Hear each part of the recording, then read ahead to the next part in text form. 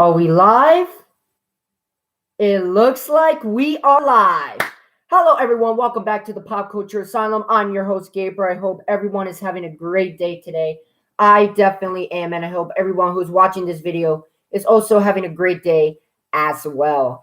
And AEW Full Gear was last night, and whoo! Wow, what a show. What a show, man. Oh my God. This show was just incredible. Absolutely incredible. Okay, and there's a lot we need to go over, but there's, first of all, AEW Full Gear 2021, right? Full Gear was without a doubt one of AEW's well-booked pay-per-views. Well, not well-booked, but like getting to the pay-per-view, like building up to the pay-per-view. Full Gear is one of the most best built-up pay-per-views ever. Okay, and like it was so AEW has done such a great job building up AEW Full Gear 2021.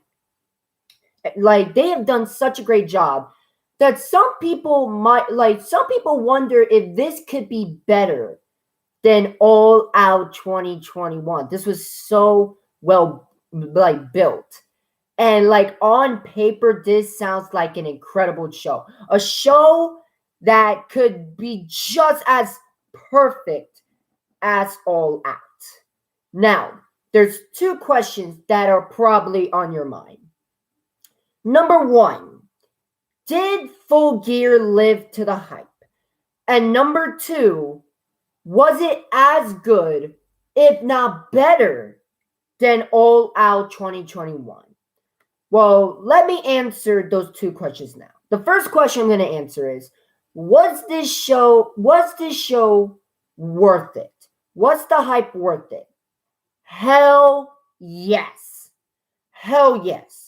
This was definitely worth the $60. Not like 90% of the matches were absolutely phenomenal. Four out of these matches, 4 out of these, I believe 8 or 9 matches are match of the year candidates, in my opinion. This was definitely worth the $60. But there were like 1 or 2 small hiccups that kind of it kind of took a peg down a little bit. Now, is Full Gear 2021 better than All Out 2021? No. And of course, I kind of spoiled it by saying that Full Gear wasn't like perfect. See, All Out 2021, everything about it, everything was absolutely perfect in my opinion. Absolutely perfect.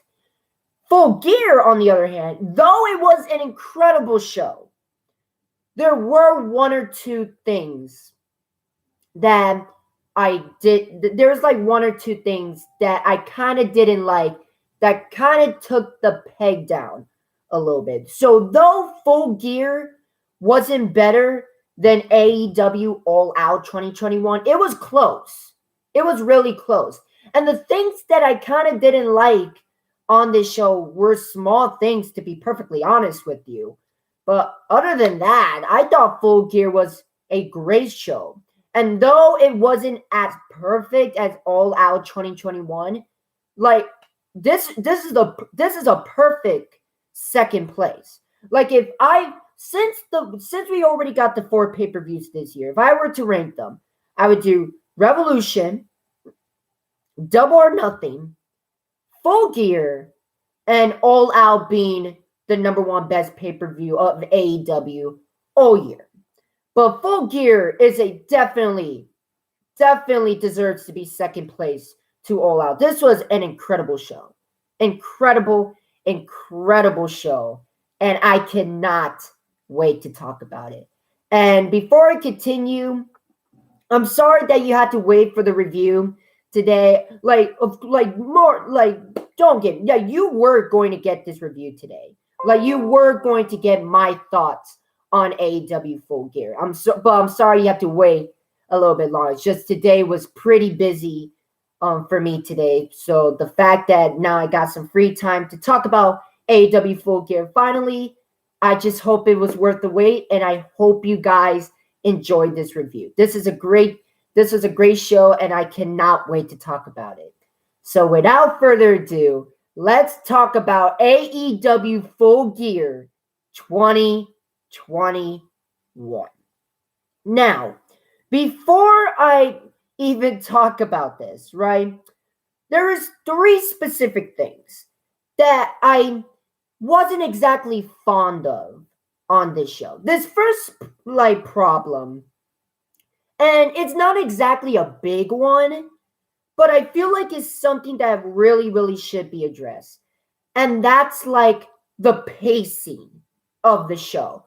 I feel like AEW Full Gear 2021, the pacing of the show, I feel like it didn't give you any breaks. Any time to relax, to oh, if you need to use the bathroom, or oh, if you need to get the snack, or oh, if you need to quickly do something. I feel like there weren't much of that on this show. It was like AEW's giving us, here's a banger, and then after that, here's another banger, here's that, here's another banger, here's that, here's another banger. And don't get me wrong, there were incredible matches, but you couldn't give us a break, maybe? Even an interview or something, an interview, or maybe a promo package. They gave us some promo packages, but it felt really small. It felt like Full Gear was the pacing of it, the pay-per-view was all crammed together. There wasn't any space. You know what I mean? There wasn't any space. You know what I mean? So yeah, it was, I'm not going to lie, it was pretty difficult, because there was a time where I wanted to go get a drink of water, or there was some times where I needed to go use the bathroom. And instead of giving me that break to do so, I still did it, but I needed to do it during 1 or 2 entrances, and I needed to do it as fast as I can. Because I didn't want to miss anything. I really didn't. So I hope AEW and Tony Khan kind of fix the pacing problem a little bit when it comes to these pay-per-views. It doesn't really make the pay-per-view bad. It doesn't. But I'm sure it would be much appreciated for the fans that they get a little break. A little 2-minute break, or an interview, to give them a chance to relax and recharge their energy, because the crowd, they were struggling last night. Indianapolis, they were struggling last night. They were loving the action, but the pacing, man, they just give us boom, boom, boom, boom, boom, boom, boom. Here's another one. Here's another banger. Here's another banger. Here's another amazing match. Here's another amazing match. It really doesn't give us a time to breathe. It really doesn't give us a time to recharge. And in some of the matches, Indianapolis feels worn out. Even when they try to give out their energy, they were tired, because they were worn out from everything we already gotten so far. So I really hope AEW and Tony Khan fix the pacing problem of their pay-per-views. It's not the pay-per-views are bad, and it's good that people don't want to miss these matches, but you really need to give us a time to relax a little bit. Give us the time to go use the bathroom, or give us the time to go get a drink or a snack. And I know I'm not the only person that thought this was a problem last night. People like Solomonster, Just Alex, JD, and a lot of people on social media actually talked about the pacing problem of Full Gear. So again, this is not me bringing Full Gear down, because again, Full Gear was an incredible show. And I'm just saying that AEW moving forward needs to fix their pacing problem because we don't want to miss these matches. We want to watch all of these matches because AEW has done a great job making us care for most of these matches. Okay, but we need time to recharge. We need time to relax. At least put in like an interview during a match or like a promo package or something, at least to give the fans time to recharge before we give it our all and react to our all into our next matchup. So yeah, that's one of my critiques of AEW Full Gear. And the other two problems that I had on this show was during specific matches. So I'll talk about the problem once we talk about the matchup. So let's first talk about the pre-show. So the pre-show, obviously we had the matchup between Thunder Rosa and Hikaru Shida versus Nyla Rose and Jamie Hayter, but there was actually two segments a part of the show. Right off the bat, we started off the show with Dante Martin, who is a hometown hero from Minneapolis, Minnesota. But then Team Taz wanted Dante Martin to be a part of the group. But then the Acclaimed, I fucking love the Acclaimed. They come out and the Acclaimed wants Dante Martin to be a part of their group. Obviously, they're not patient, so there's like, hey, if you don't join our group, then we will beat the shit out of you. Join us or get taken down. Dante Martin doesn't agree, and Dante Martin takes down the Acclaim. But I really like this cool story about like every faction wants Dante Martin because Dante Martin has been incredible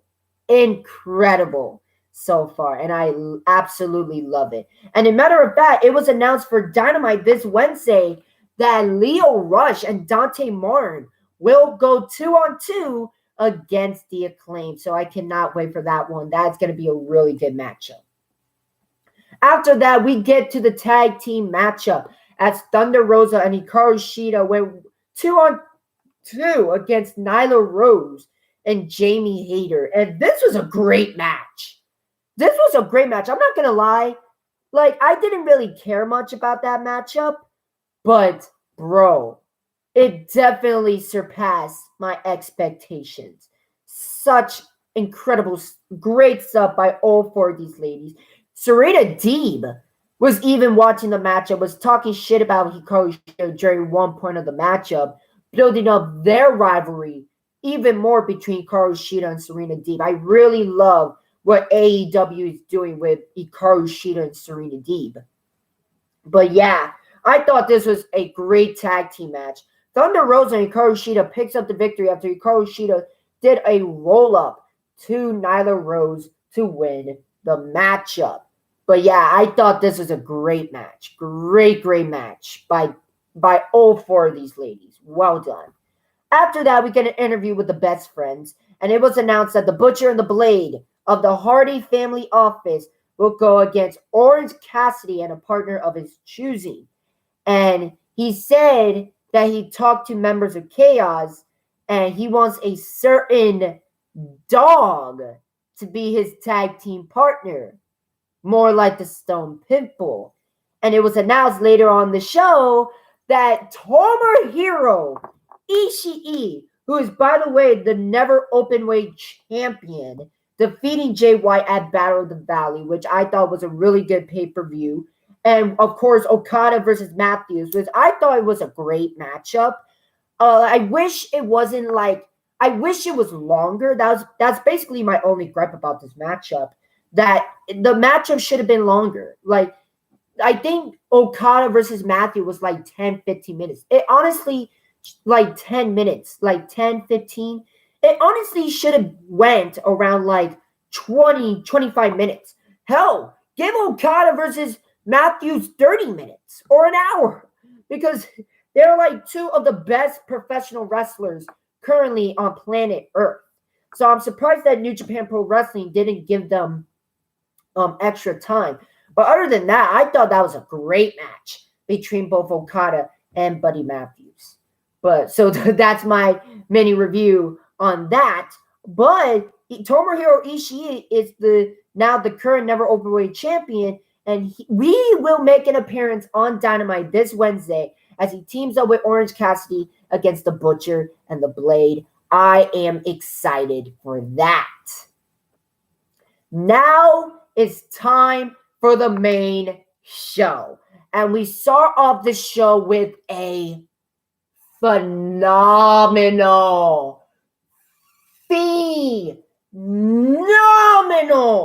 match between Maxwell Jacob Freeman and Darby Allen. Holy shit. Oh my God. This is Darby Allen versus MJF last night is without a doubt one of the greatest openers, not just in an AEW pay-per-view, but one of the best openers to a wrestling pay-per-view, period. This is up there with Kurt Angle versus Rey Mysterio at SummerSlam 2002, and Bret Hart versus Owen Hart from, I believe, was it WrestleMania 9? No, it was WrestleMania 11, I think. I think I'm mixing it up. But you guys know what I mean. You know what Bret versus Owen match I'm talking about. But yeah, this matchup is on the upper echelon of fucking opener matches. Holy shit, bro. You need to go out of your way to watch it. If you love and appreciate professional wrestling, go out of your way to watch Darby Allen versus MJF. It was that good, bro. They chain wrestled. MJF and Darby Allen chain wrestled. And in the words of CM Punk, I got a boner from watching that shit. Oh my God, the chain wrestling was phenomenal. Everything about this matchup was so phenomenal. Oh my God. The moment this matchup ended, it definitely deserves to be in the conversation of match of the fucking year. And you must be high out of your fucking mind if you don't put this matchup in the conversation. That's how good this match was. Guys, if you haven't seen Darby Allen versus MJF, go out of your way to do so. It is so good. So fucking good, bro. So good. These two men are the future of professional wrestling. AEW knows how to showcase the future of professional wrestling. That was phenomenal. Absolutely phenomenal opener. And if you have free time, go out of your way to watch Darby Allen versus MJF. Phenomenal match. Phenomenal match. So, yeah, that's all my praise I'm going to give it to. It was that good. But, and MJF picks up the victory when MJF actually cheated to knock out Darby Allen. And a matter of fact, MJF in the beginning of the matchup said that he can defeat Darby Allen in a takedown, in the first few minutes. Obviously, that was not the case, but MJF knocked out Darby Allen, lived up to his promise, and defeated Darby Allen in that headlock takedown. But MJF picks up the victory, which definitely 100% the right call. And Darby Allen looks good even in defeat. Darby Allen can take a loss, especially against a guy like MJF. But yeah, I thought this was a phenomenal matchup. MJF looked great in this matchup. Darby Allen was protected even in defeat. This was a phenomenal matchup. Go out of your way to watch this match if you guys have not seen Darby Allen versus MJF. Do it. Just do it. Go out of your way to watch Darby Allen versus MJF. It's such good shit. Okay? Incredible stuff. A phenomenal way to start the show. After that, we got the Lucha Brothers defending the AEW Tag Team Championship against FTR. And this was another great matchup. This was great. Two of the best tag teams going at it.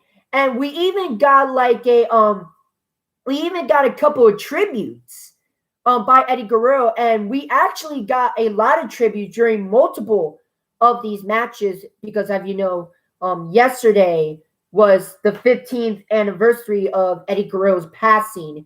May Eddie Guerrero rest in peace. But I really love the tribute by most of these wrestlers that gave the tribute to Eddie Guerrero. Absolutely love that. Love the tributes. But yeah, this was an incredible matchup. But this is where the second problem comes in.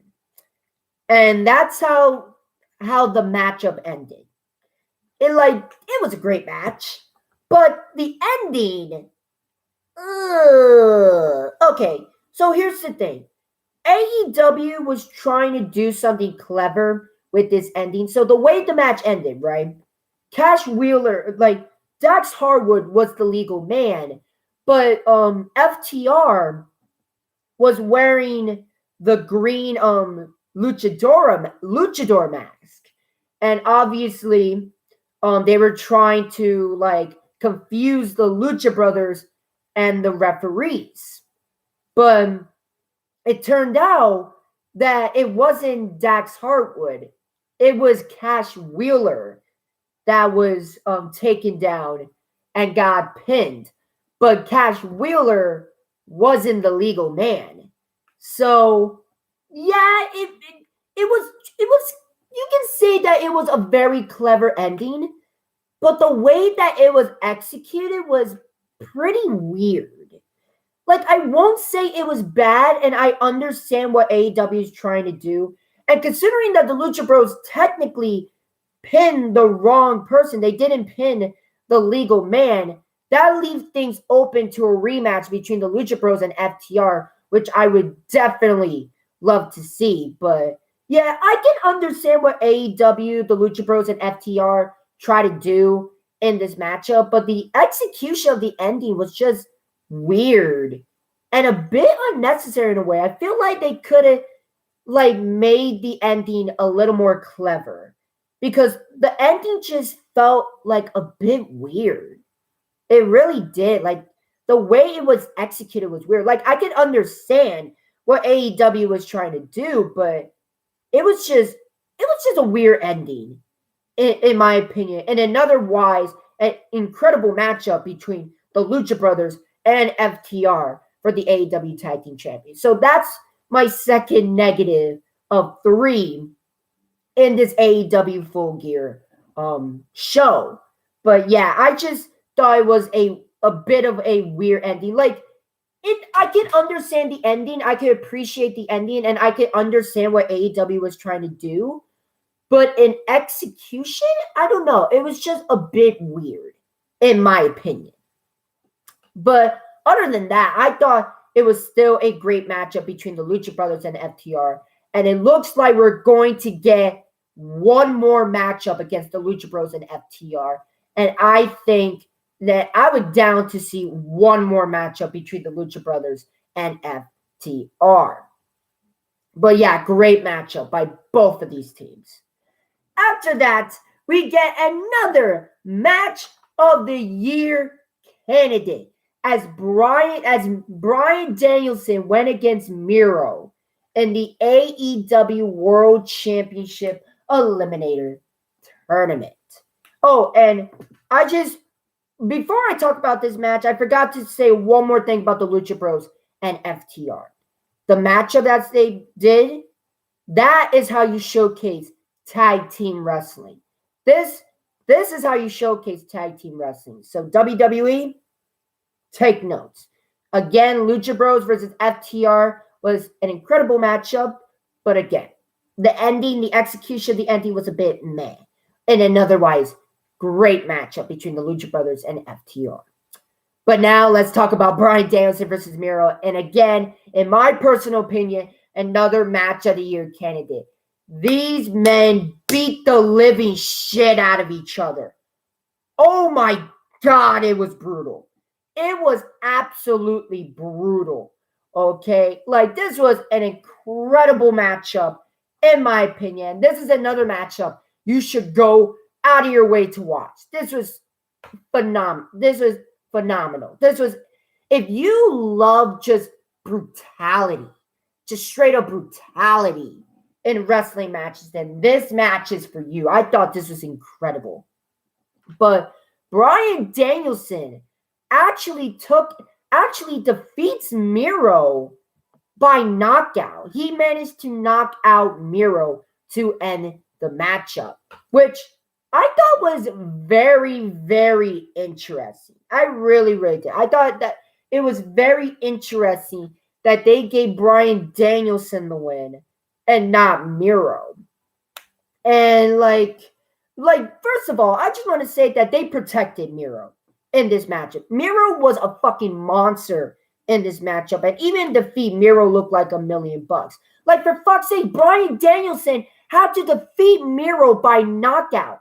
Pinfalls wasn't going to work. His submission maneuvers were not going to work. They were not working in this matchup. Nothing was working. Bryan Danielson had to resort to knocking Miro out, and that is something that they did.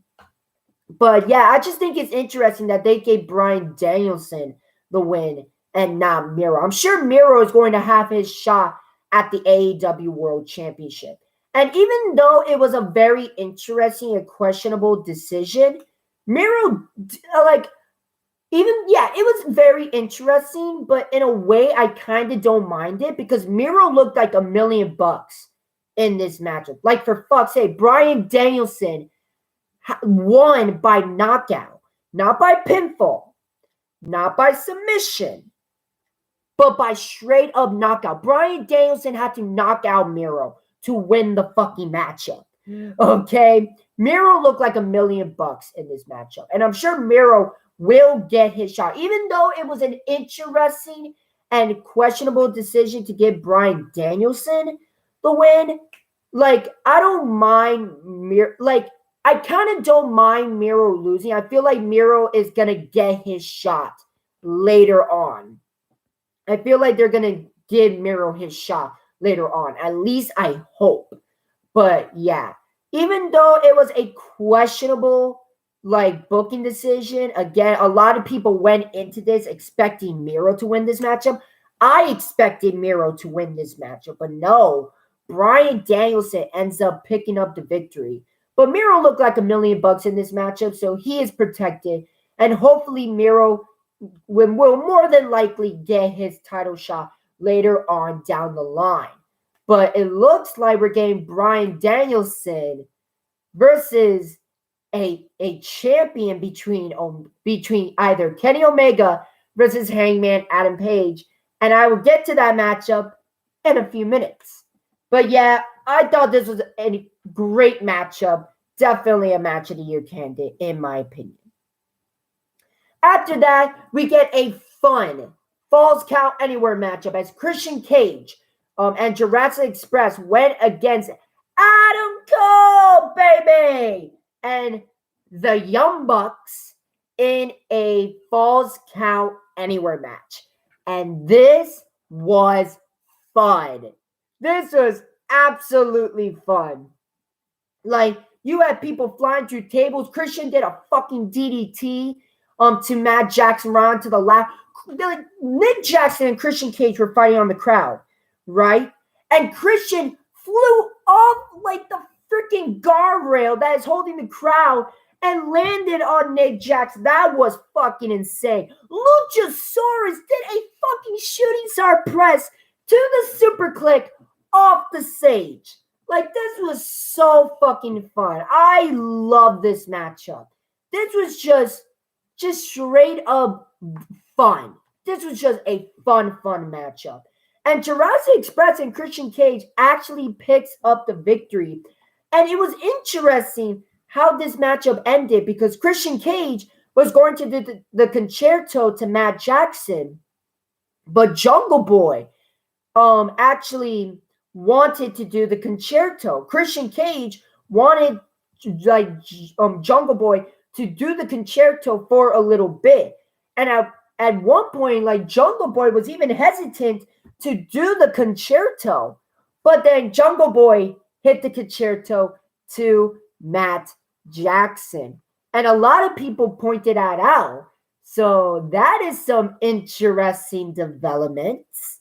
But other than that, Christian Cage and Jurassic Express finally get their revenge, defeating the Super Click, and it was the right call, giving Jungle Boy the pin to win the matchup. I thought this was a fun Falls Count Anywhere match. And if you just love brutal fun, then this matchup was for you. I thought this was a very, very fun matchup. After that, we get Cody Rhodes and Pac going against Andrade and Idolo and Malachi Black. And this was another banger of a matchup. This was an incredible matchup between all of these men. And this is the can they coexist storyline done right. Cody Rhodes and Pac were definitely having troubles getting along in this matchup. And Andrade El Idolo and Malachi Black were actually having trouble getting along as well. So it was a very interesting dynamic in this matchup. But I thought this was an incredible matchup. While Cody Rhodes and Malachi Black were brawling to the outside, Pac finally hits the Black Arrow to Andrade El Idolo, picking up the win. So Cody Rhodes and Pac picks up the victory over Andrade El Idolo and Malachi Black. But then after the matchup, FTR comes out, attacks both Cody Rhodes and Pac, and of course Andrade, Malachi Black, and FTR all retreat. So even though that Cody Rhodes and Pac won the battle, Andrade El Idolo and Malachi Black won the war last night at Full Gear. So it looks like the rivalry is not over between all the parties involved. And my prediction is, I think this is all going to culminate in an 8-man tag team match as Cody Rhodes and Death Triangle will go against Malachi Black, Andrade El Idolo, and FTR. And I hope that is the case. That would be an incredible 8-man tag team match. That would be incredible, and I would go out of my way to see that matchup. But yeah, great matchup by both of these teams, and I cannot wait. I'm interested in what AEW does continuing this storyline. I can't wait to see. I'm intrigued at what AEW is doing with this rivalry. But yeah, I'm really loving it so far. And again, it was a great matchup. Great matchup between all four of these men. Great tag team match. After that, we get Britt Baker, who had a badass entrance, defending the AEW Women's Championship against Ty Conti. And this was a good match. This was a really good matchup. And here is my third and final negative about this pay-per-view. I feel like this matchup kind of dragged a little bit. I'm not going to lie. It was still a great matchup. It was still a very good matchup by both of these ladies. And this was an incredible performance by Ty Conti. Incredible performance by Ty Conti. This matchup goes to show how Ty Conti is a force to be reckoned with in the AEW Women's Division. Like, this matchup did a great job making Ty Conti look legit. Like, this was an amazing performance by Ty Conti. But yeah, my only negative about this matchup is I feel like it kind of dragged a little bit. But when they picked up, though, it was great. But Britt Baker picks up the victory over Ty Conti, obviously with some help. But Britt Baker picks up the victory over Ty Conti, retaining the AEW Women's Championship. But yeah, I thought this was a good match. And again, I thought this was an amazing performance by Ty Conti. Amazing performance by her. Awesome stuff by Ty Conti. After that, we get to my most anticipated matchup of the night. CM Punk going against Eddie Kingston. Woo! Man! What a fight. This was a straight up fight. And this is another match of the year candidate. This was a straight up fight. And I loved every second of it. The storytelling. Mwah. Mwah. Like, this wasn't a regular wrestling match. Like, these two men came to full gear to absolutely fucking hurt each other.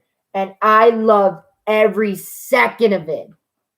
At one point, CM Punk did a fucking 5-knuckle shuffle. Well, he didn't do, he did the 5 moves of doom by John Cena. And he was going to do the 5-knuckle shuffle to Eddie Kingston. He was going to fucking do the 5-knuckle shuffle. But he didn't do it. But my God, if he did. Holy shit, bro. But yeah, CM Punk picks up the victory. And this was just a brutal fight. And after the matchup, CM Punk wanted to shake the hands of Eddie Kingston, but Eddie Kingston did not shake the hands of Punk. I really hope that AEW continues this rivalry, because I feel like AEW can do much more with this rivalry between CM Punk and Eddie Kingston. But yeah, I thought this is an incredible matchup, a brutal fight. I loved every second of it. And this is another matchup that you should go out of your way and watch, in my opinion. After that, we get a street fight as the Inner Circle goes against American Top Team in a street fight. And I thought this was another fun matchup. Like, this was so much fun. Like, there was at one point where fucking Sammy Guevara did a fucking swanton off a top of a tall ass ladder to Scorpio Sky through the table, which was an amazing spot. It was just a fun match. It really, really was. And Chris Jericho actually got his revenge on Dan Lambert and actually did the frog splash, which is another tribute to Eddie Guerrero, when he did the frog splash by Chris Jericho, picking up the win for the Inner Circle. But yeah, I thought that was another beautiful tribute to Eddie Guerrero by Chris Jericho. And matter of fact, after the matchup, you can see Chris Jericho saying, "Thank you, Eddie. I love you, brother. Thank you, Eddie." And yeah, that was just so fucking beautiful and a perfect way to end a fun matchup between the Inner Circle and American Top Team. Great stuff. After that, we get an interview by Jay Lethal. Jay Lethal is officially all elite. Jay Lethal is all elite. Holy shit. This took me by surprise, because there was no speculations. Like, there was none of that. I didn't know AEW got Jay Lethal, and this took me by surprise. What a signing by AEW. bringing in Jay Lethal. That is fucking incredible. So all we need now is Tracy Williams and Jonathan Gresham, and we get the entire foundation in AEW.